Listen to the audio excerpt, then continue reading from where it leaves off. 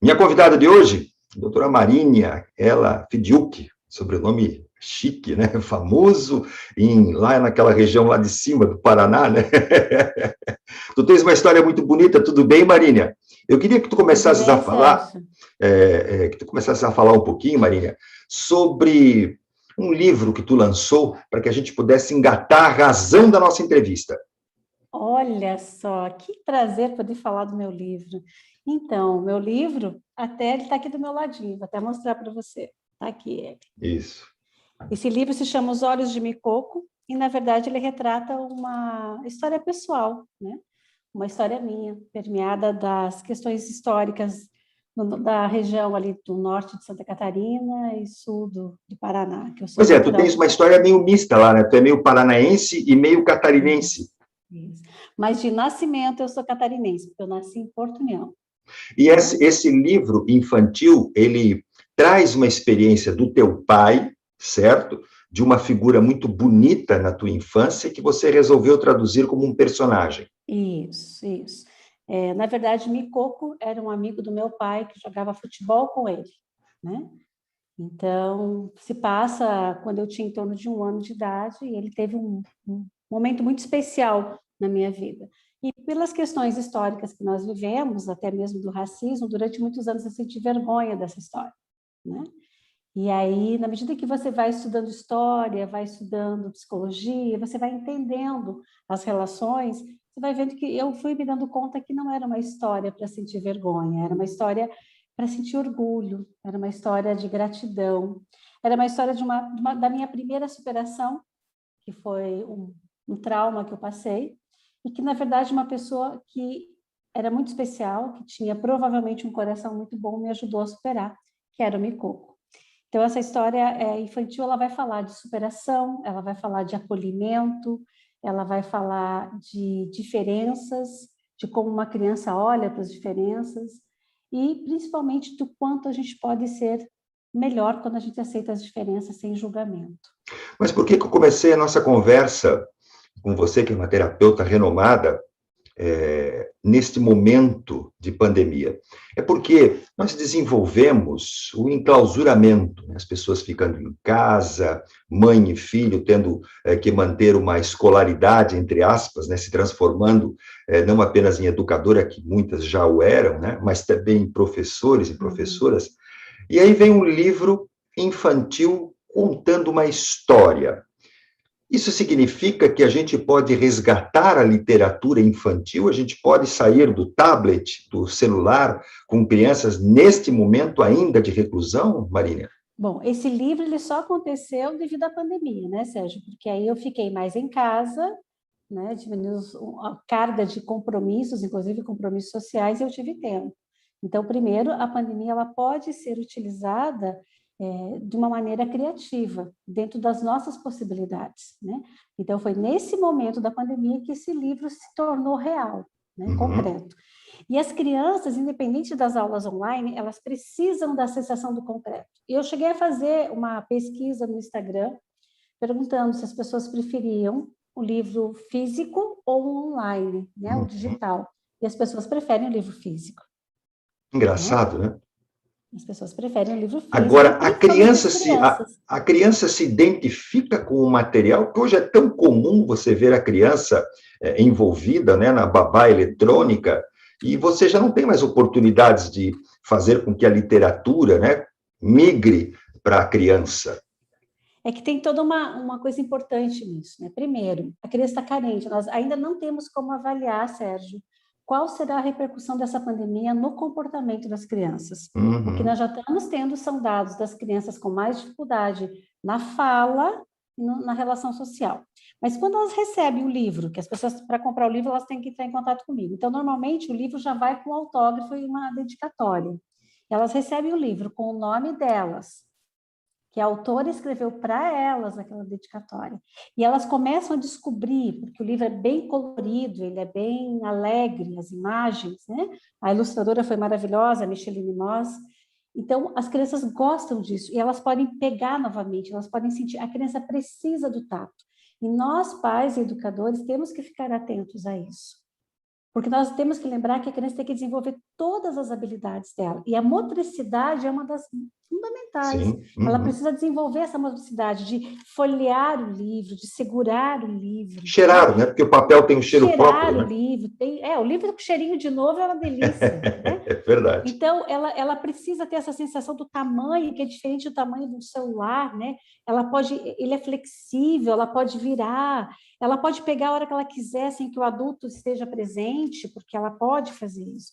Então, tem uma Mas relação agora, de afeto que se estabelece com o livro eu vou também, dar um né? salto aí, Marília. Nós falamos da criança, mas para chegar na mãe. As mães estão vivendo dramas que a gente sabe por televisão, né? Por outras informações, pela própria internet, como agora, de que as mães já não têm mais paciência com a criança ali tanto tempo dentro. E eu falo da mãe, não estou excluindo o pai, não. Eu posso incluir também, e devo incluir nessa mesma conversa, o pai. Mas eu vou focar um pouquinho mais na mãe, né? Que ela está exausta, que ela já não aguenta mais. E aí vem um outro lado, que é o da mãe estar adoecendo. Se a criança tem dificuldades, a mãe muito mais, porque ela tem que mudar completamente a sua rotina, né?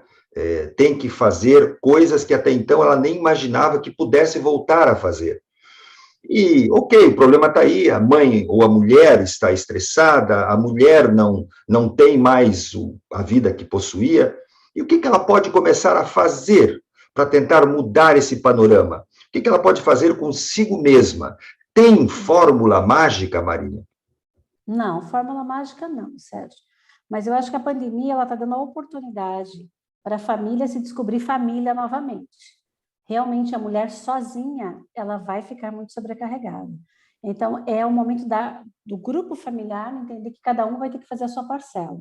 Então o maior estresse e desgaste das mulheres é quando elas se sentem abandonadas do restante da família. O que eu falo disso? Falo do marido, né? Da família, às vezes, que mora próximo. Então, é um momento que você vai ter que fazer o que se fazia antigamente, quando não tinha, quando as mulheres não trabalhavam fora, né? Certo. A grande maioria.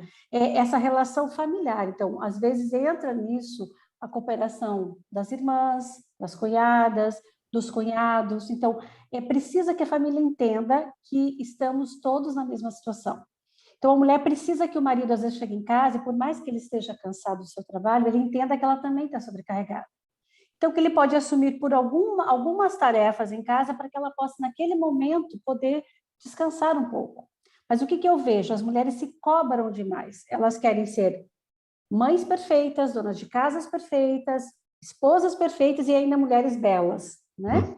Então, esse excesso de cobrança faz com que elas deixem para último lugar elas mesmas. Então, é o que eu tenho falado muito do conceito de bolhas de saúde. Bolhas de Bolhas saúde, de a gente tem... saúde. bolhas de saúde. É um conceito que eu criei nessa pandemia.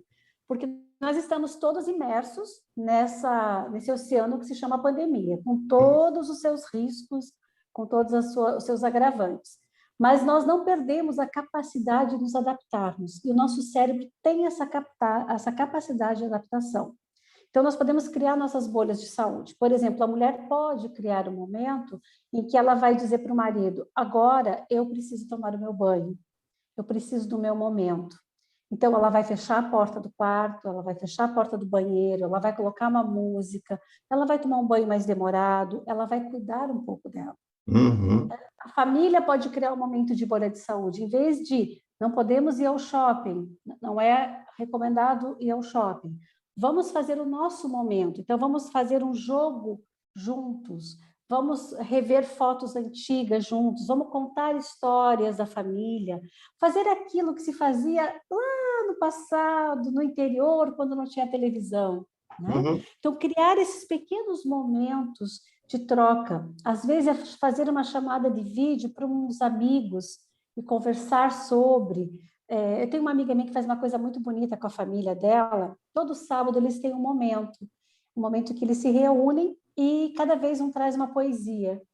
E eles leem essa poesia e falam sobre a poesia, falam sobre a vida. Então, eles não estão fazendo uma chamada de vídeo para saber se alguém está doente ou se o vizinho está fazendo alguma coisa errada. Eles têm um momento de saúde, né? Então, a gente está sendo chamado a ser criativo, né? Nós, lá em casa, decidimos a nossa bolha de saúde no café da manhã.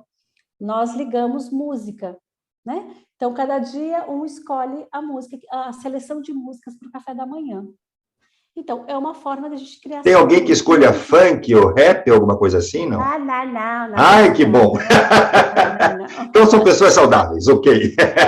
Aqui há um certo respeito para o momento do café da manhã, né? Porque o café da manhã pede algo mais agradável, mais tranquilo. Ou talvez o rap tenha o seu momento, o funk, em outros lugares, mas não no café da Se manhã. minha filha assistir essa entrevista, como vai fazer, ela vai me censurar do início ao fim em relação a essa questão musical. Certeza. Há grandes Até porque discussões. nós temos que respeitar que são formas culturais, né? Mas Sem eu acho que dúvida. tudo tem um momento. Sem dúvida. Assim como a gente não vai num casamento de gala de chinelo de havaiana, né? Você não vai colocar, às vezes, no café da manhã um funk para ouvir. Mas eu interrompi o teu café da manhã. Aí você disse que criou o teu momento. Então, a gente vai criando esses momentos, essas bolhas de saúde, né? Certo. As minhas bolhas de saúde nessa pandemia foi quando eu paro para escrever. Eu escrevi 2 e-books, né? Eu participei de 2 e-books. Saiu agora um livro, que eu também fiz o pós-fácil. Eu escrevi esse livro e já está outro, está pronto já, só falta ir para a ilustração. Então, eu fui criando meus momentos de bolha. Quer dizer, nesse momento eu não vou pensar na pandemia, nesse momento eu não vou pensar em tudo que está acontecendo, que é doloroso coletivamente. Eu vou pensar naquilo que eu posso fazer para me sentir bem. Ou naquilo que eu posso proporcionar para minha família. Então, esses momentos que a gente chama de bolha de saúde nos fortalecem, Sérgio. Eu vou acrescentar uma sugestão, Marília, que é também um resgate lá de trás, que é o hábito ou a forma de se escrever uma carta com a mão. Hoje, as pessoas já não sabem mais escrever, que não seja digitando, certo? E no ato de você estar escrevendo com papel, caneta ou lápis, aquilo faz algo diferente. Eu sei pela minha experiência de hoje, né? Não é lá de trás. Tem coisas que eu gosto de fazer na caneta e no papel, por mais tecnologia que exista. Então, você imagina, Marília, você fazer uma carta para, como você mesmo disse, um amigo, uma amiga, um parente, né? Ou mesmo para você, né? Deixar lá o seu diário do que você está vivendo. Isso, de novo, que você está falando, então, é uma bolha, mas para isso acontecer, a pessoa tem que estar naquele momento em paz, no ambiente. Né? Ou ela tem que decidir, veja, ela precisa, porque se a gente ficar esperando que o mundo traga esse momento de paz, talvez ele não aconteça.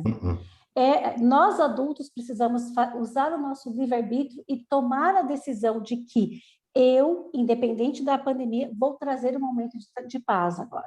Né? Então, se eu vou escrever uma carta, eu não vou escrever uma carta de qualquer maneira. Eu vou colocar uma música, eu vou comunicar que eu quero ficar um pouco sozinha, eu vou criar esse ambiente.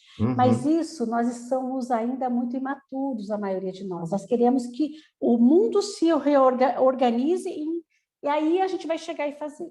Não, somos nós que temos que organizar esse mundo para que eu possa fazer.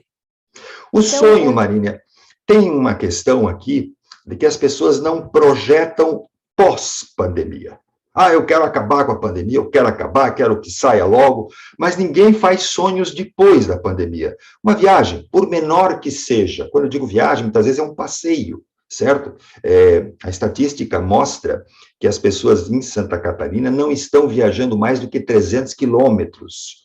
Antes, as pessoas iam longe, para o exterior, enfim, e agora não. A pessoa sai de Joinville, vai para um hotel fazendas, que tem melhores condições financeiras, outros vão para lugares próximos, eu vou dar aqui uma sugestão apenas, né? Tem o Parque Malve, em Jaraguá do Sul, que é um passeio lindíssimo, e não tem ingresso, não tem nada. Você pode ir lá, fica do lado da cidade, mas eu estou falando não apenas nesse momento, mas para a pessoa sonhar depois. O que ela vai fazer de bom? Mas eu vou estar desempregado, eu sou um negociante, empresário, quebrou, etc. Mas e o sonho depois? O que ele vai fazer? Será que não tem mais? A vida dele vai acabar na pós-pandemia, Marinha? Como é que a pessoa enfrenta uma situação como essa? Bom, eu vejo que as pessoas que vão se sair melhor dessa pandemia foram aquelas que não dependeram nem do fim da pandemia para sonhar. Nós devemos continuar sonhando mesmo na pandemia. Foi assim que os sobreviventes do Holocausto conseguiram passar por tudo aquilo. Eles não pararam de sonhar e de acreditar. Porque podem prender os nossos corpos, mas não podem prender as nossas mentes. Nossa mente é livre. Então, eu diria, não deixe para sonhar quando acabar. Sonhe desde já. Olhe para o futuro e veja a sua vida como você deseja que ela seja, né? Isso. E quando a pandemia acabar, eu tenho escutado algumas coisas de pacientes, né? Até de jovens. Um jovem disse para mim assim, Marinha, até daquele Natal chato de família eu estou com saudade, né? Então, assim, as pessoas vão estar tão carentes de encontrar que, eu diria, elas vão viajar muito. Mas primeiro, Sérgio, as pessoas vão querer se encontrar com os que estão bem próximos. Vão querer fazer aquele almoço de família, sabe, com a mesa cheia de gente. Vão querer fazer aquele churrasco que vai até as 5 da tarde, porque as pessoas estão precisando disso. E depois elas vão voltar, porque é natural. Mas eu diria, você não precisa passar por tudo isso sofrendo. Você pode passar pensando que você pode ser uma contribuição. Então, eu diria para você, como que eu posso me ajudar e ajudar a humanidade? Eu preciso estar bem. Então, se eu cultivar bons pensamentos, boas atitudes, fizer escolhas mais saudáveis, tanto de alimentação, do que eu ouço, do que eu vejo, eu fortaleço meu sistema imunológico. Logo, eu não vou ser tão vulnerável ao vírus. Não que eu vou estar invulnerável, mas eu vou estar menos vulnerável. E se eu estou assim, eu não sobrecarrego o sistema de saúde, porque eu não vou ficar passando, não vou ficar mal. E também não vou ficar contaminando as pessoas, porque eu aceitei que eu estou numa pandemia e eu vou tomar a atitude correta. Então, eu aceito a realidade, eu cuido de mim, e por eu fazer isso, eu já sou uma contribuição. E ser uma contribuição hoje, a gente não sobrecarregar o sistema de saúde, é eu colaborar para a conscientização das pessoas. Porque vai passar, Sérgio. A gente já passou por coisas muito piores na humanidade, com muito sem menos dúvida. recursos do que nós temos hoje. O que a gente apenas pondera, né, calcula, tenta calcular, é a que preço nós vamos passar esta pandemia, né? E este preço não se conta apenas com as pessoas que morreram, mas também as pessoas que ficaram com sequelas, sejam elas emocionais, neurológicas, portanto, ou sequelas físicas, né, de uma outra forma, muscular, de coração, enfim. Mas, Marília... Isso, na verdade, a gente não tem ainda como mensurar, né, Sérgio? Não. O que nós temos que ter claros, quando eu falo da bolha de saúde, eu estou falando justamente porque nós temos que ter claro que todos nós, eu, você e todas as pessoas, independente de estarmos contaminados ou não, estamos em estresse traumático continuado, porque a situação não acabou. Tomando consciência disso, eu vou criar esses momentos de saúde para fortalecer a minha saúde mental, a minha saúde psicológica. Mas os danos que vão vir, a gente ainda não tem. As pesquisas são assustadoras. Nós temos 53% da população brasileira que aumentou o seu quadro de depressão e ansiedade, né? E isso nós não estamos nem falando das pessoas que tiveram Covid, mas o simples fato de estar vivendo uma pandemia. Isso. E você falou uma coisa... Eu acho que nós estamos sendo chamados... só para concluir, eu diria claro. Assim, a gente olha que a humanidade cresceu muito em termos tecnológicos. A pandemia veio nos chamar a dizer assim, agora está na hora de vocês usarem todo esse conhecimento em prol do humano, que somos nós. Né? Marília, nós estamos, como você mesmo disse, com estatísticas altíssimas. E o outro caso que é grave é que o serviço público de saúde não vai poder atender essas pessoas. Nós não temos psiquiatras no volume necessário, terapeutas, como é o teu caso, mesmo que o SUS fosse pagar para essas consultas, nós não temos gente suficiente, profissionais, para atender este volume, né? Então, mas eu vou me tratar, eu vou comprar remédio. Como? Mas eu não vejo muita solução para isso, né? A não ser... Eu diria para você, esse é o desafio para os próximos governantes, né? Os governantes daqui para frente. Porque vai ser um desafio que vai ter que ser uma reavaliação de como o sistema de saúde vai funcionar. Mas aí eu estou na minha casa. Eu sei que ali na frente, dificilmente eu vou conseguir superar as minhas dificuldades. Então, eu começo a observar, né, as pessoas no meu convívio, alguém que ficou agressivo demais. Sabe aquela pessoa irritada ao extremo, antes já era nervosa, ficou muito mais? Ou o contrário, a pessoa que até tinha uma certa atividade começou a ficar cada vez mais no canto dela, não me incomode, eu vou lá e fico no quarto e fecho a cortina. Quando é que eu, ou por medida própria, consigo identificar que eu estou ficando doente, ou eu posso identificar a pessoa que está ao meu lado, que está ficando doente. Tem sinais para isso, Marília? Ou isso é tão vasto que não dá? Não, tem os sinais, né? É justamente a alteração de um padrão que existia. Quer dizer, uma pessoa muito alegre que de repente fica triste. Uma pessoa que antes era tolerante está totalmente intolerante. A pessoa, ou seja, muda os interesses, geralmente perde interesses que tinha antes, e tem essas alterações, desde alteração de sono, de padrão alimentar, de convivência com as pessoas. Então, existe essa alteração, sim, é visível, dificilmente não é perceptível, e aí o caminho é, se a pessoa se percebe assim, é ela procurar, primeiramente, eu sugeriria uma psicoterapia, com o psicólogo. Por quê? Porque o psicólogo vai conseguir avaliar se precisa também encaminhamento para o neurologista. Ele pode encaminhar para o neurologista, porque às vezes, quando teve casos de Covid, mesmo que seja leve, às vezes é importante uma avaliação neurológica. E às vezes até um acompanhamento psiquiátrico, se o caso for de depressão, e essa depressão está trazendo uma debilitação tão grande que às vezes a medicação é necessária. Aí as pessoas vão dizer, mas não era melhor ir primeiro no neurologista? Pode também, né? O que eu digo é que o psicólogo ele consegue ter esse olhar mais abrangente e ele consegue ajudar a encaminhar. É esse o papel do psicólogo. Ele não pode medicar ninguém, Sim. mas ele pode perceber e encaminhar. A Mas é diferença muito entre o importante. psicólogo e o psiquiatra justamente é esse, né? Uma das... Isso. A gente consegue avaliar, ou melhor dizendo, identificar fácil. Olha, o médico dá receita, o psiquiatra, o psicólogo não dá receita. São coisas diferentes. Não. Isso, o psicólogo, o foco do psicólogo, toda a formação dele é para o processo de psicoterapia, de ajudar a pessoa a reconstituir os recursos dela para que ela possa fazer as modificações e as superações dela. O psiquiatra, muito poucos psiquiátricos trabalham com psicoterapia, a maioria deles trabalha mais na questão medicamentosa, até porque o volume de pacientes é muito grande, né? Então eles acabam tendo que trabalhar mais focado na medicação, e que a gente sabe que daqui para frente vai ser muito necessário para conseguir esse equilíbrio, né? Então, nós vamos ter muito ainda o trabalho, eu diria que os psiquiatras e os neurologistas vão ter muito trabalho daqui para frente, e nós psicólogos também. Então, a classe da psicologia, eu chamo todos a estudar muito sobre trauma, né? A fazer uma formação adequada sobre trauma, saber trabalhar com esses gatilhos de trauma e com toda essa situação pós-pandemia.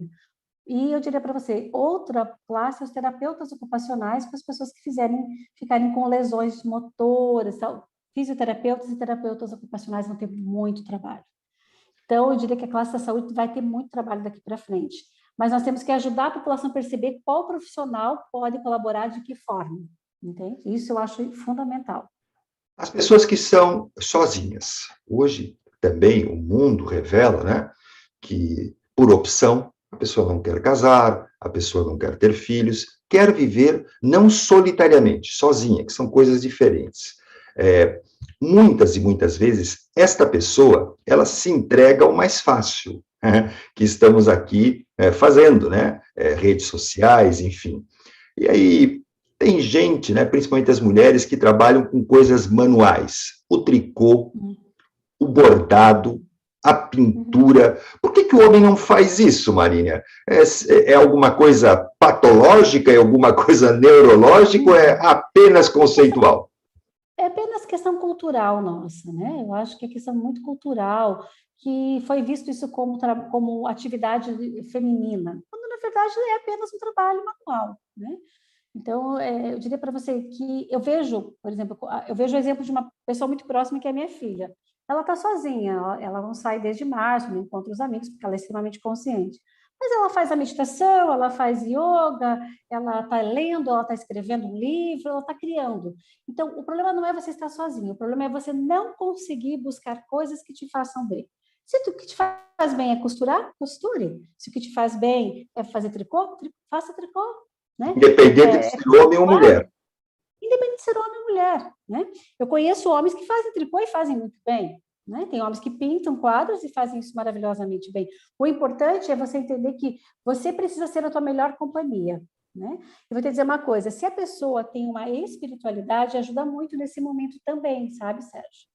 As pessoas que às vezes não têm crença nenhuma, elas têm uma dificuldade maior de lidar, tanto com a situação da pandemia como com a depressão.